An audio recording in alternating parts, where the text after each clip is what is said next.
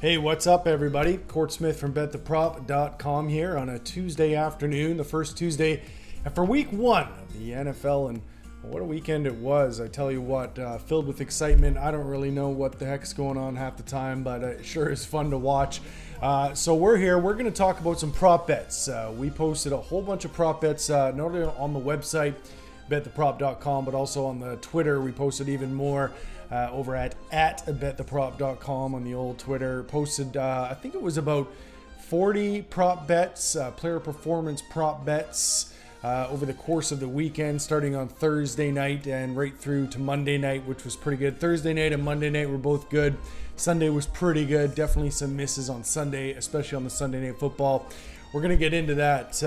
So this is just a chance to recap. We're going to put all our picks out on Twitter during the course of the year. And of course, we'll put some write-ups up on the site as well.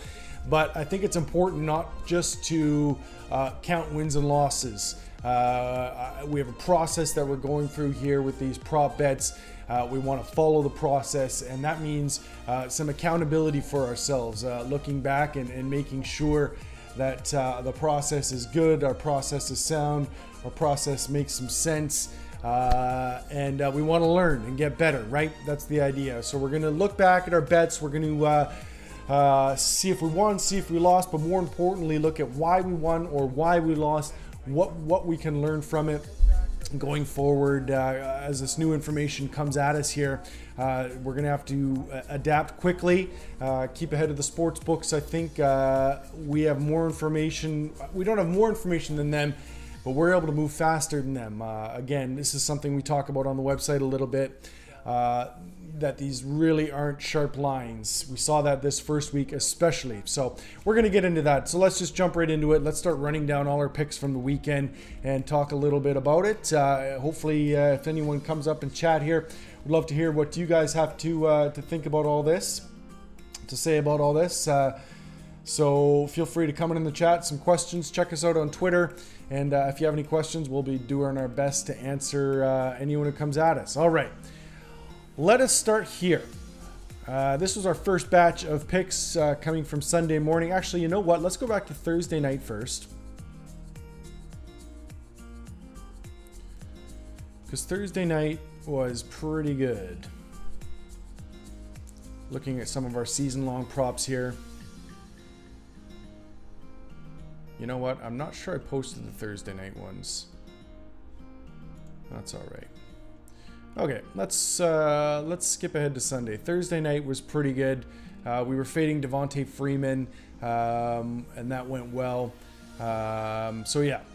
All right, let's start here with Kirk Cousins over 262 point yards. He was facing San Francisco secondary that was a little bit weak last year. San Francisco. So what I was thinking here was that San Francisco really doesn't have much of a pass rush, and Cousins was going to just be able to kind of do what he wanted. Didn't work out that way. Cousins looked fine, I guess, but didn't really come away that impressed. You know what? The lesson for me here, I don't think we're going to be doing a lot of quarterback bets during the course of the year. Might do a few, a little bit harder to predict, or just haven't come up with a formula for predicting quite as well as we can with running backs and wide receivers.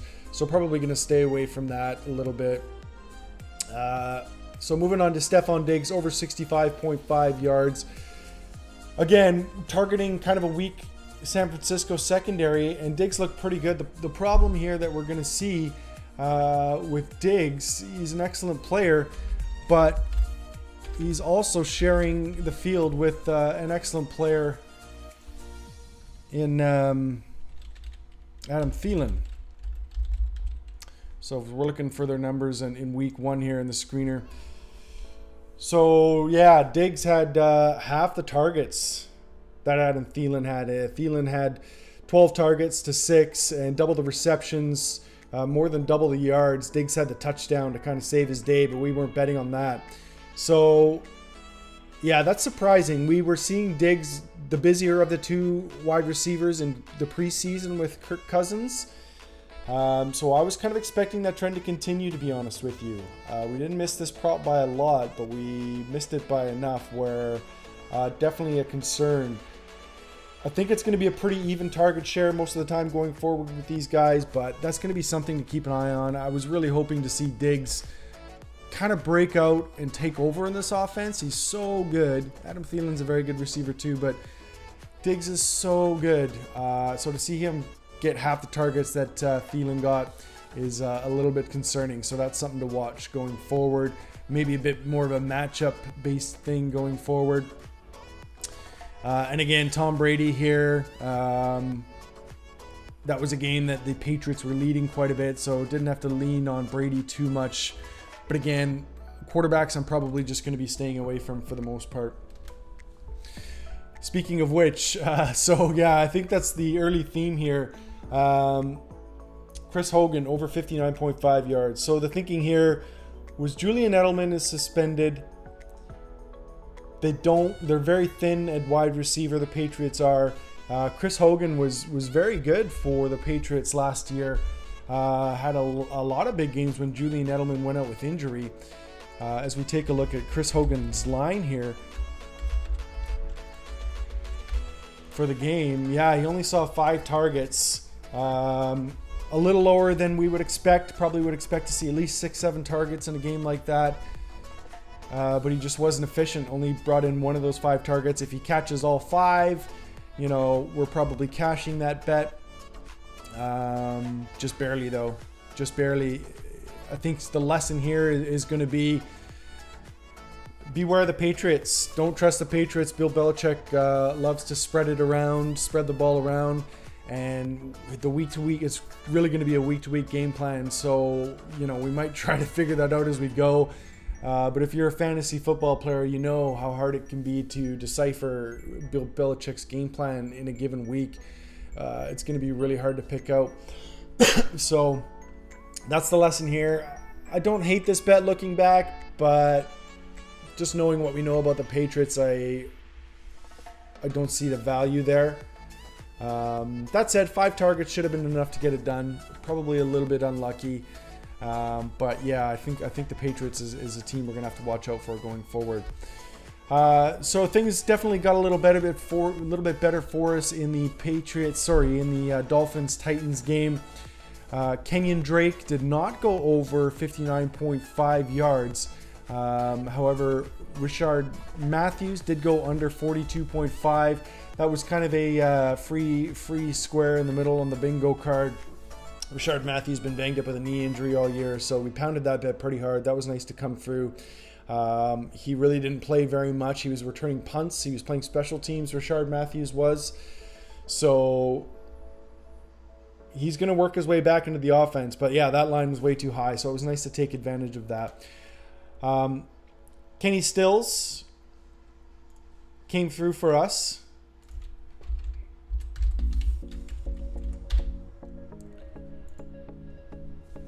Very efficient, caught a couple of touchdowns, 106 yards receiving. He really didn't have much going through the first half of this game, but a couple huge connections.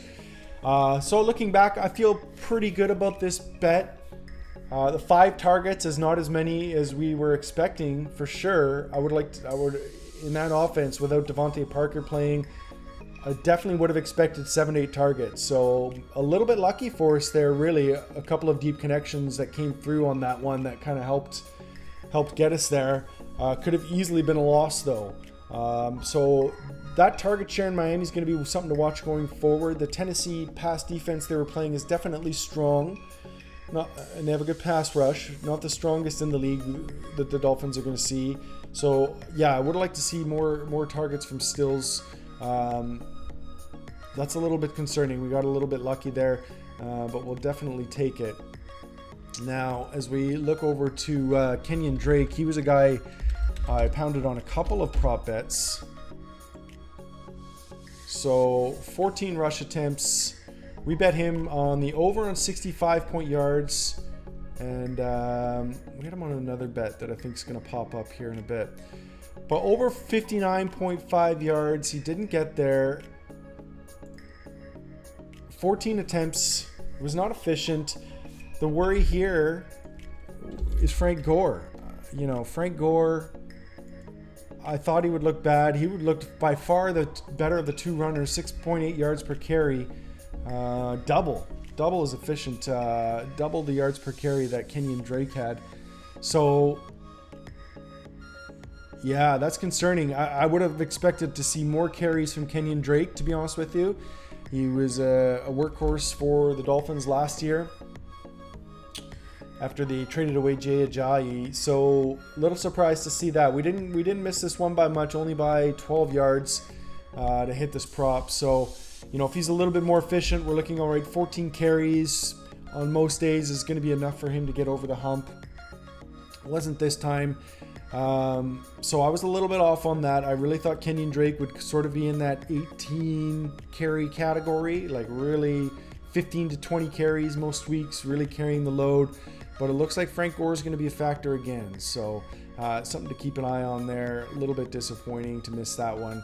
So this card didn't get off to a great start, but things are going to get better here as we move up. And let's look at Lamar Miller. So we bet Lamar Miller to have more carries than Dalvin Cook. And we came through on that one. And that one we were getting nice odds on, plus 243. As we have a quick look. So again, the thinking here was that the Vikings would be working in Dalvin Cook slowly. That didn't happen. He looked like he had a full workload. 16 carries. That's about the max I expected to see from him.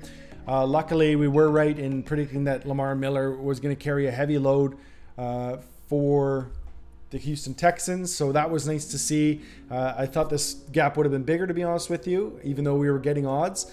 But yeah, we knew Lamar Miller is going to be a workhorse.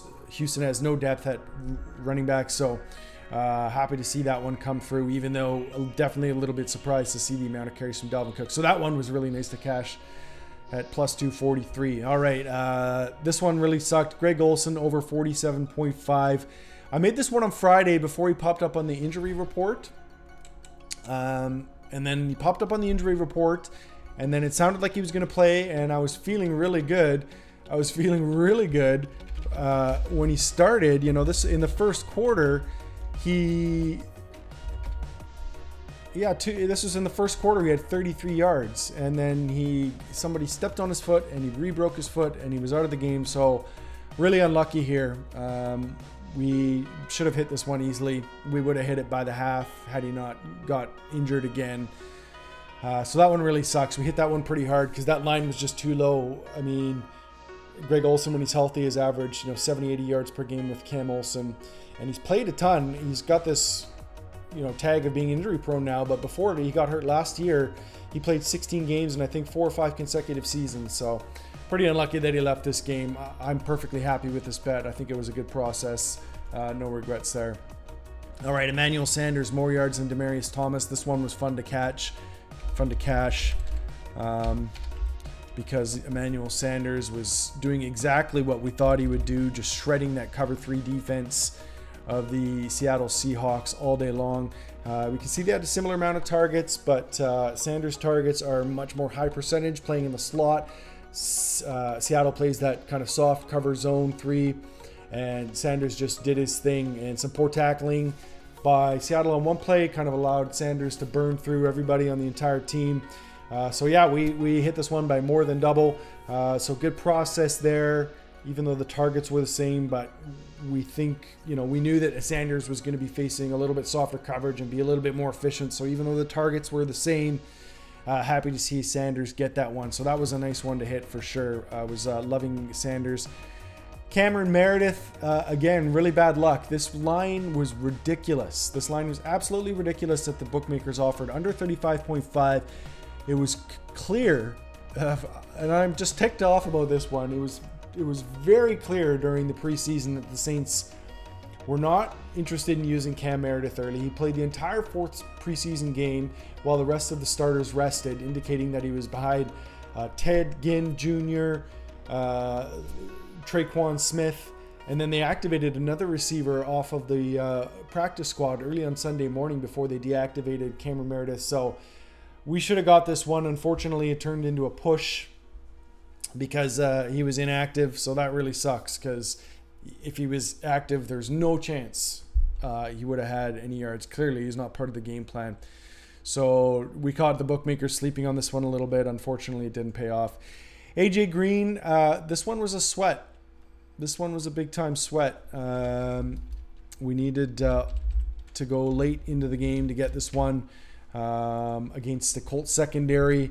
That's not very good. AJ Green does a lot better at home than he does on the road. And he was on the road here. So this one was a little bit concerning, but we ultimately got there. AJ Green kind of, he typically goes around 80 yards for the Colts. So there wasn't a lot of value in this bet, but under the dome in Indy, facing an easy secondary, one of the best receivers in the league. That line did seem a little bit low. So yeah, we're a bit lucky to get that one. John Ross, on the other hand, so same idea with Cam Meredith. Well, not quite the same idea actually, but the idea being that John Ross going into this game has 0 career yards. He was drafted in 2017, 9th overall by the Bengals, has 0 career yards. He played in 3 games, and he's somehow getting a prop betting line of 48.5 yards for some reason. This bet was easy for me to make, and I wish I would have made a bigger bet on it because, again, as I talked about in the article when we talked about this, he's a burner. He can definitely sort of get over that hump on any given play.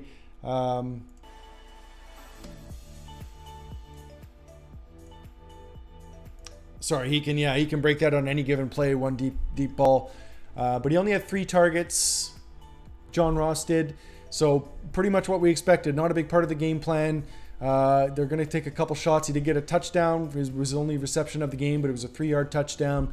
So yeah, this one was a good process for sure. These are some nice ones to get earlier in the year before the books sort of figure out who's playing and who's not. We sort of know because we've done the work, but so that was a nice one. John Ross under 48.5. He had 3 yards receiving, so that one felt really good. So this was a nice card. Hit on Ross, hit on Green, push on Meredith, but great process there. We should have hit on it. Sanders over Thomas was good. Lamar Miller over Dalvin Cook was good. So yeah, nice little 5 for 6 there. Pretty happy with that one. All right, moving on. This was a nice one too. We were getting odds on Ryan Fitzpatrick under the dome in New Orleans against Ben Roethlisberger, who was playing in a wind game on the road against a division rival, and what's typically sort of a mutter game, an ugly game, a game that I expected to see a lot of runs. And we were a bit lucky to get this one in the fact that Big Ben got to play 5 quarters as that game did a full overtime period. And Big Ben ended up doing pretty good. So I think he had around 350, 360 yards. So happy to get this one. But the process was good. We knew that a lot of points were going to be scored in New Orleans under the dome. Ryan Fitzpatrick, more than capable of putting up yards. He's one of the better backup quarterbacks in the league for sure. We've seen that from him plenty of times. So we were getting plus 143 on this, which was awesome. Really happy to see the result there. Good process and a good result, especially given that Roethlisberger played 25% more minutes than Fitzpatrick. So that shows how good the result was. That Roethlisberger got to play 25% more of a game, and we still won that one. We went against Dalvin Cook again, and this one paid off. Well, we talked about that one, didn't we already? Lamar Miller over Dalvin Cook. That was a good one. Keenan Allen. More yards than Tyrell Williams, Sammy Watkins, and Travis Kelce. This was a winner. I don't know how many of these bets I'll be doing. This is a bit of a parlay. This is about an even money bet. I think it was $1.87. But Keenan Allen facing one of the worst secondaries in the league that had traded Marcus Peters, their best corner the Chiefs had. They didn't have Eric Berry as well. This game was one of the highest totals of the week in Vegas, so I think it was a really good process here.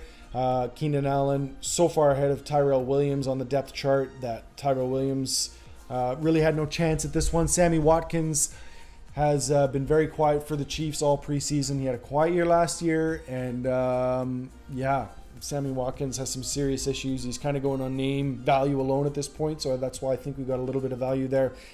And then Travis Kelce probably was the biggest, had the best chance of outscoring Keenan Allen, and he did very little.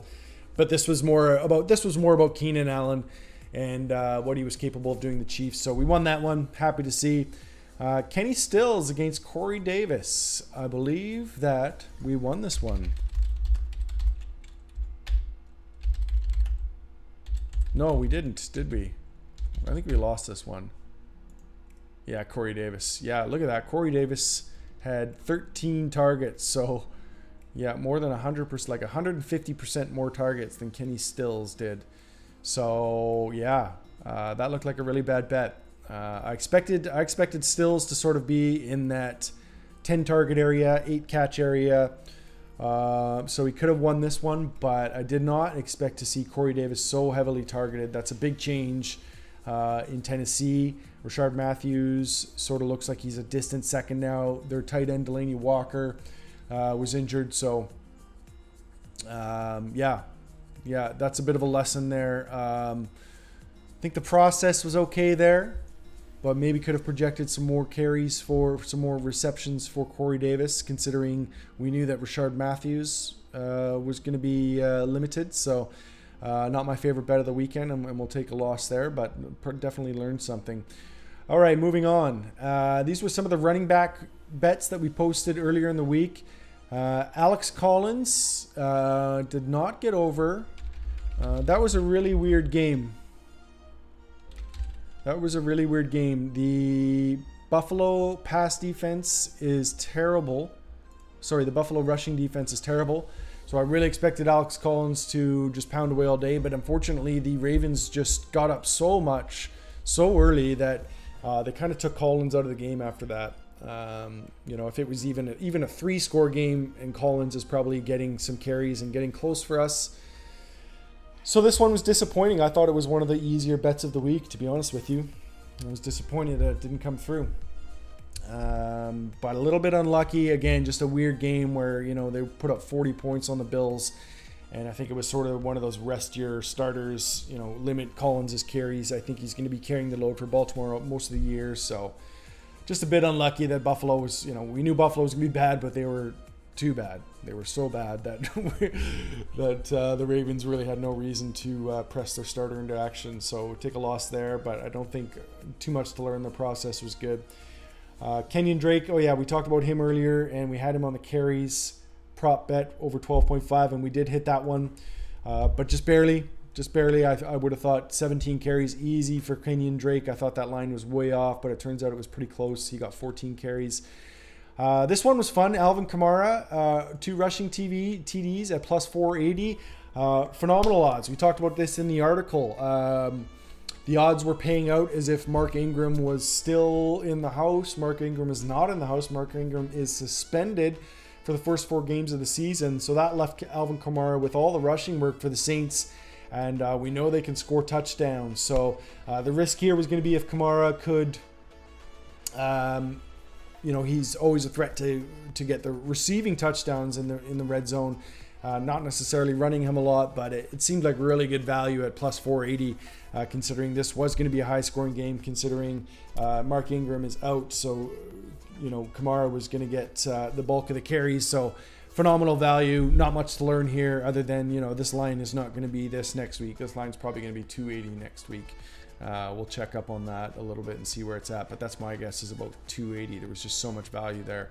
Kamara's so good, so good to see that one come through. That was one of my favorite ones of the week to hit for sure.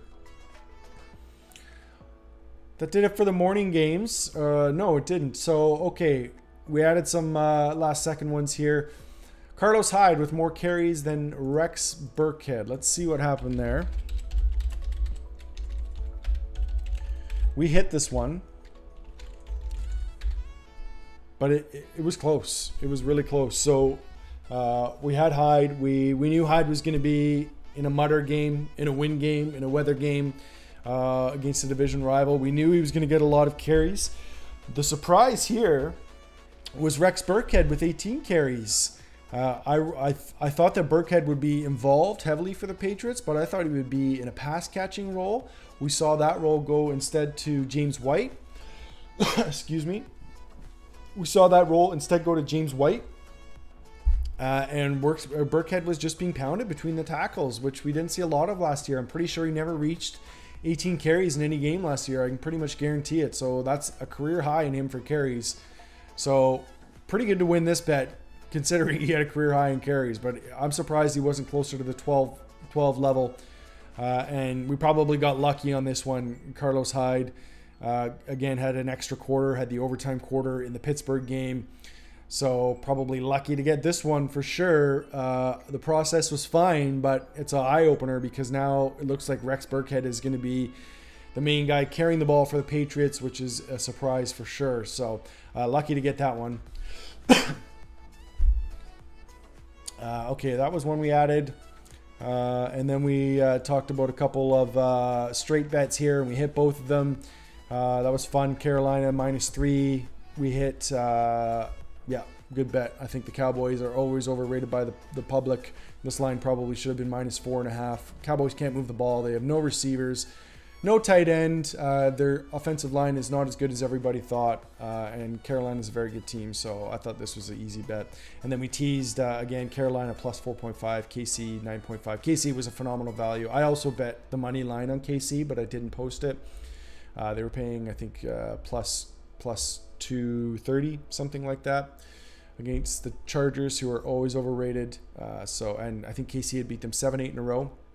So nice to hit a couple straight bets there, a couple non-props. We'll post a few of those throughout the season, and I think we're 3-0 now on posted straight bets. Okay, we went Carlos Hyde again here. More carries than LeGarrette Blount. We are paid a chalky price at 150, but again, I really liked Hyde to get a ton of carries in the Pittsburgh game, and that is exactly what we saw. And this one was not close. Blount did get hurt, but that was I think it was late in the third quarter that Blount got hurt. So yeah, this one was easy. Not much to say here. Carlos Hyde is a locked-in 3-down player for the Browns, and LeGarrette Blount is in a 3-way timeshare with Theo Riddick and the rookie Kerryon Johnson.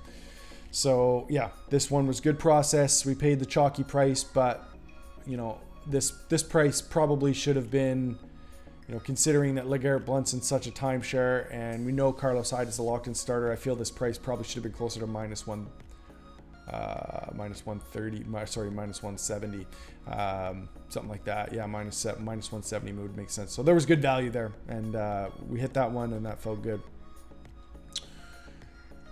So we're just going through some ones here. All right, then we got to the Sunday Night Football, and this is where things fell off the rails a little bit. We had a nice afternoon. So the 3 bets here: Randall Cobb, under 51.5 yards. And then as well, we did Davante Adams with more yards than Randall Cobb.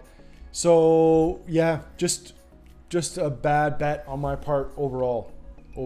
I think that I was just wanted to get a little bit of action in on the Sunday night game. I'm surprised by the role that we're seeing from Randall Cobb. Definitely. I did not expect him to be so heavily involved at all. I really thought that the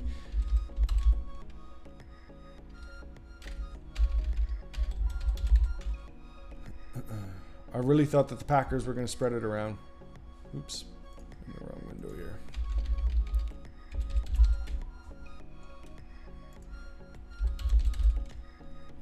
I really thought that the Packers were going to spread that around, but yeah, this was horrible. It never really had a chance. Out-targeted him, which was shocking.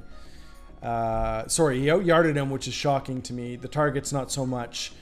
You know, Davante Adams was fine. I think that's about what we're going to see to him, 8 to 10 targets. So we were fine on that. Adams had a good game, but really surprised by what we saw from Randall Cobb. So yeah, that one sucked. Trey Burton, he had 6 targets on the day, so the process wasn't bad here at all. I expected more than 6 targets, but 6 targets should have been enough to get over the hump here, get over the 3.5 receptions hump. So we went 0 for 3 on Sunday Nighter, which really sucked after a pretty good day. But bad process on 2 of those bets. Cobb should have known he'd be more involved. He's always been good anytime Aaron Rodgers has been in the game. And so yeah, that one sucked. I'm not happy about that one, but lesson learned on that one. I think Cobb's going to be heavily targeted. So yeah, books caught us sleeping on that one for sure. All right, let's get into the Monday night games here. And we did a little bit of a write-up on the site, and I believe we went 3-1 on these picks. So let's look at those picks a little bit.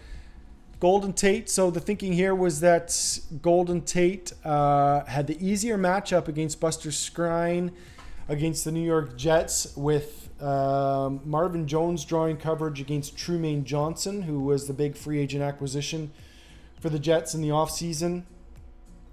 And this one played out pretty much how we expected, although that said, it could have easily been a loss on this Golden Tate versus Marvin Jones, because Marvin Jones had a couple of big shots downfield, as he always does, and they were close on both of them, and could have easily lost had he caught one of those. But yeah, we talked about volume being king. We talked about chasing the volume, and we're seeing here the targets. So almost double the targets for Golden Tate, which is exactly what we were hoping to see, what we were wanting to see. Again, we are sort of aware that Marvin Jones as a deep threat can, take it to the house, don't go 80 yards on any given play, and we lose that bet. But yeah, we're chasing volume. So it worked out exactly how we thought on that. And we knew that Golden Tate was going to see a ton of volume. He did. So we hit that one, went on the over, and then we hit this one as well. And we got odds there. We got plus 200, which is really interesting, because some of the other books I saw had Marvin Jones favored over Golden Tate. So I shopped around a little bit till I found a book that was giving us odds on Tate. And again, we talked about this in the article, some recency bias here, because Marvin Jones did have more yards last season than Golden Tate. But again, that was just, he caught everything. He caught absolutely everything downfield. So you can't, those are going to catch up with you eventually. And a few of those are going to start hitting the ground. That's what we that's what we saw Monday night, and caught up to him a little bit. So it was nice to go 2-0. Did some research onto those. 2-0 on the write-ups are really nice. I feel good about those. Good process. Chased the volume, and it paid off. Amari Cooper and Brandon Cooks. We called Cooper with more receptions than Cooks, and this was a huge miss. This was a huge miss.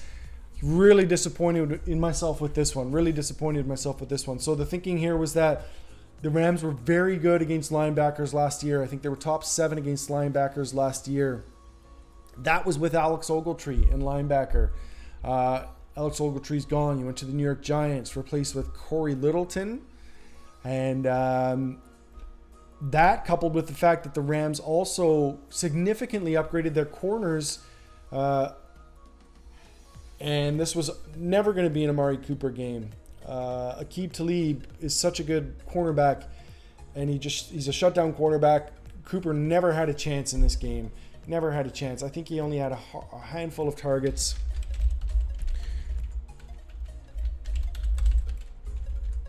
Three targets to 8 targets. So huge miss here. Huge miss here. So we were both wrong on both fronts. I thought that Cooks would not get that much volume. I thought they would spread it out a little bit more between Cooper Kupp and Robert Woods. And they did, but they were taking shots with Cooks frequently. So wrong on both counts here. This is a huge miss. I should have known that Cooper would not be a factor against such elite corners. And I did mention it, but I just really thought that they would have to find a way, even on bubble screens, to get him some easy catches. But it was a disaster. It was a disaster. And I saw John Gruden today in the press conference talking about how it wasn't going to be that easy to get Amari Cooper involved going forward. So extremely concerning if you're a Raiders fan, that they don't know how to get their best player involved. I thought Chucky would, John Gruden would figure out a way to do it, but he didn't. But yeah, really bad process here, bad result. Cooks is more involved than we thought, and Cooper's going to struggle. So too bad we missed that one. And then finally, again, Marshawn Lynch with more carries than Isaiah Crowell. This one we got lucky on. I think with Crowell, it was about what we expected, kind of in the 10-touch range. But I expected to see more carries from Marshawn Lynch for sure. So we only hit this one by 1. Very lucky. Crowell was excellent and could have had more than 10 carries, certainly. He took one of them to the house, scored 2 touchdowns. This could have easily been a loss, and it was a chalky bet at minus 150. I really 10 carries for Crowell is dead on. I think that's exactly what we expected. However, I think the lesson here is Lynch is not going to have as big of a role as we thought, and that's concerning. I was hoping we could get some value from him early in the season, but it doesn't look that way. Jalen Richard was heavily involved for the Raiders when they were in comeback mode, and even when the Raiders were up and they had a small lead in that game, they really were not pounding the ball, And Lynch looked good early, so I don't know. Bit of a mystery there. Maybe we shouldn't read too much into it, but certainly I was a little bit off on the workload that Marshawn Lynch was expected to see, so that's a bit of a shame. But we got lucky and hit it.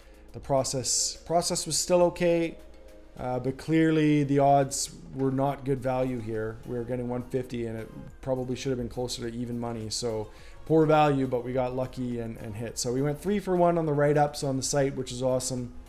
Hope you guys got a piece of some of those. Definitely check out the site. We're going to be writing some write-ups on these guys and trying to find some value for them. So we hit on Golden Tate, and then I think we posted a